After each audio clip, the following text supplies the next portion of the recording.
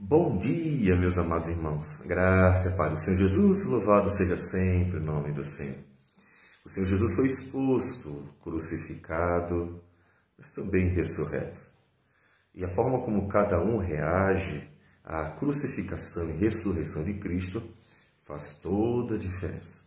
Nós estamos em Mateus 27, versículos a partir do 33, que veremos em paralelo com Lucas, que é mais detalhado. Portanto, diz assim o texto: E chegando a um lugar chamado Gólgota, que significa lugar da caveira, deram-lhe a beber vinho com fel, mas ele, provando, não o quis beber. Depois de o crucificarem, repartiram entre si as suas vestes, tirando a sorte, e assentados ali o guardavam. Por cima da sua cabeça puseram escrita a sua acusação: Este é Jesus, o Rei dos Judeus. E foram crucificados com ele 2 ladrões, um à sua direita e outro à sua esquerda. Os que iam passando blasfemavam dele, meneando a cabeça e dizendo: Ó tu que destróis o santuário e em 3 dias o reedificas, salva-te a ti mesmo, se és o Filho de Deus, e desce da cruz. De igual modo, os principais sacerdotes com os escribas e anciãos, escarnecendo, diziam: Salvou os outros, a si mesmo não pode salvar-se. É rei de Israel, desça da cruz e creremos nele. Confiou em Deus, pois vinha livrá-lo, agora, se de fato lhe quer bem, porque disse: Sou filho de Deus. E os mesmos impropérios lhe diziam também os ladrões que haviam sido crucificados com ele. Observe que, de uma forma bem objetiva, nós temos grupos diferentes que estão olhando para a cruz e estão tentando instigar o Senhor Jesus, até mesmo a dizer alguma coisa, porque ele não diz nada. O seu propósito é cumprir a redenção. Algo que é fundamental entendermos. Ele tem o coração na vontade do Pai. Uma vez que ele quer cumprir a vontade do Pai, de nada serviria dizer alguma coisa. Ele cumpre a Escritura e, como ovelha muda, está lá, sendo sacrificado por nós. Então, nós nos dirigimos para Lucas, porque aqui, de forma muito objetiva, ele nos mostra a acusação que fora dada para justificar perante os romanos porque mataram aquele homem, já que não havia crime algum, e a acusação é: bom, ele se fez o rei dos judeus. Então, mais um que está se levantando com motim para tentar libertar a Judéia do Império Romano. Então, foi colocada a acusação que seria bastante ampla e justificaria até a morte dele perante, como nós já falamos, os romanos. Mas observe que as pessoas estão lembrando de afirmações, e é claro, sem uma compreensão correta deles, estão citando: você não disse que edificaria o templo em 3 dias? Você não disse que é o Filho de Deus? Então eles trazem à tona uma série de palavras do Senhor Jesus, só que mal compreendidas e não inseridas dentro do contexto da redenção. Ou seja, eles ouviram cada uma delas, mas não entenderam qual era o propósito do Filho de Deus. Eles não entenderam que, sendo ele o Filho de Deus, isso não isentaria da cruz, porque o propósito dele era a redenção. Que a edificação do templo significava a edificação da igreja. Então, observe que nenhum deles está trazendo uma real acusação contra o Filho de Deus, porque eles não entenderam a palavra. E é fundamental compreender o que o Senhor Jesus disse. Quando não compreendemos, então terminamos por não aplicar corretamente. Isso deve ser aplicado à sua vida no dia a dia. Leia a Bíblia, estude a Bíblia, medite na Bíblia e peça a Deus sabedoria para aplicá-la corretamente. Observe quantas bobagens eles iam dizendo por não terem compreendido a salvação. Eles estão diante do Filho de Deus, o Redentor, e em vez de verem naquela cena a grande obra da salvação, eles estão dizendo uma série de ofensas para instigar o próprio Senhor Jesus, humilhar o Senhor Jesus, sem se dar contas que estão diante do momento máximo da redenção, a morte do justo e justificador. Mas, como nós falamos, precisamos ir para Lucas. Por quê?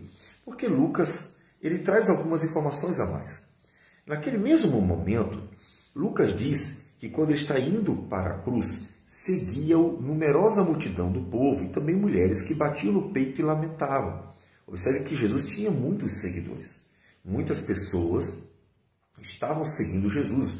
O texto de Coríntios nos diz que 500 pessoas testemunharam a ressurreição. Então, aí você observa que realmente já uma série de pessoas estavam dedicando-se a seguir a Jesus, ouvir as suas palavras fielmente. E algumas dessas mulheres estavam convictas de que aquele era o Messias. Então choravam, lamentavam pelo que estava acontecendo. Porém, Jesus, voltando-se para elas, disse: Filha de Jerusalém, não choreis por mim, chorai antes por vós mesmas e por vossos filhos. Porque dias virão em que se dirá: bem-aventuradas as estéreis, que não geraram nem amamentaram. Nesses dias dirão aos montes: caí sobre nós, e aos outeiros cobri-nos. Porque só em lenho, se em lenho verde fazem isto, que será no lenho seco? E também eram levados entre outros 2 que eram malfeitores para serem executados com ele.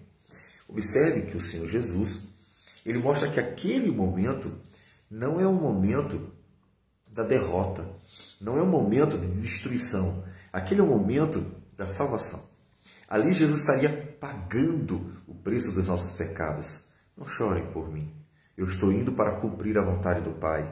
Logo em seguida eu ressuscitarei. E logo em seguida eu mostrarei quem eu sou novamente. Mas chorai por vocês. Jerusalém seria destruída em 70, como foi? Caiu por causa da dureza do coração. Passou 1878 anos em cativeiro, disperso pelo mundo, até 1948 ser restaurada nessa outra vez. Chore, porque a dureza de coração deste povo trará muitos males e angústias sobre si. Então observe que o Senhor Jesus mostra que o que deve ser lamentado é a condenação dos pecadores. O que deve ser lamentado é o juízo de Deus sobre os pecadores. Porque o que ele estava fazendo ali era exatamente livrar todo aquele que nele cresce desse juízo divino. Aquele momento, por mais duro, por mais angustiante que tenha sido para Jesus, era o momento da nossa salvação. Era o momento da nossa redenção. Mas dias viriam em que o juízo de Deus pesaria sobre os duros de coração. Portanto, o que você deve lamentar é, com certeza, a dureza de coração do homem. Lembre-se que aquilo que nós devemos fugir é do juízo vindouro. E como fazemos isso? Correndo para Cristo. Portanto, não são as lutas e problemas da vida que devem nos trazer a lamentos, mas deve-se temer o dia do juízo. E para fugirmos dele, Cristo Jesus. E por isso ele está indo à cruz. Então, quando chegaram ao lugar chamado Calvário, como nós já lemos em Mateus, ali o crucificaram, bem como aos malfeitores, um à direita, outro à esquerda. E Jesus diz, observe as palavras que Lucas menciona, descreve, narra. Contudo, Jesus dizia: Pai, perdoa-lhes, porque não sabem o que fazem. Então, repartindo as vestes dele, lançaram sorte. Observe que ali na cruz, sendo ofendido, humilhado, sendo maltratado, o Senhor Jesus, ele se mantém firme e ainda intercede junto ao Pai por aqueles pecadores. Muitos desses pecadores que estavam ali e que desejavam a crucificação se encontram em Pentecostes e Pedro diz assim: vocês crucificaram o Filho de Deus. E pesou o coração deles, choraram. Eles, diz o texto, tiveram o coração apertado, porque reconheceram o erro que cometeram e creram no Senhor Jesus. 3.000 pessoas se converteram. Dessa multidão, muitos se converterão. E Jesus intercede, perdoa, nem sabem o que fazem. E de fato não sabiam. Se tivessem realmente a compreensão exata de que ali estava verdadeiramente o Filho de Deus, o Messias prometido, eles não teriam feito isso. Mas a dureza de coração, a cegueira espiritual, fez eles não perceberem o que estavam fazendo. Então observe como Jesus perdoa. Esse é o seu propósito. Aquela cruz não era para condenar o mundo, aquela cruz era para salvar os pecadores arrependidos, os pecadores que crescem. Aquela cruz não era para destruir vidas que já estavam destruídas, aquela cruz era para salvar todo aquele que nele cresce. Portanto, a intercessão de Jesus perdoa. Nessa intercessão, Jesus já indica que o seu propósito é esse, que o seu propósito é trazer o perdão divino para os homens, por meio do pagamento da dívida, por meio da morte na cruz do Calvário. E o povo que estava ali e a tudo observava, também as autoridades zombavam e diziam: salvou os outros, a si mesmo se salve, se é de fato o Cristo de Deus o escolhido. Observe que, tanto no texto de Mateus como de Lucas, nós vemos a ideia distorcida que o povo tem de que salvação é simplesmente se livrar de problemas. E é interessante que isso vai perpassando as gerações. E podemos dizer que todas as culturas têm essa ideia de que salvação é se livrar de problemas. Bom, não vamos dizer que tenha um sentido real. Por quê? A salvação é livrar de um grande problema, que é a condenação, a justa condenação no dia final. Todavia, observe que o Senhor nos mostra que a salvação é algo maior, porque essa vida, ela de fato é passageira. A salvação aponta para algo eterno e não apenas momentâneo, local, circunstancial.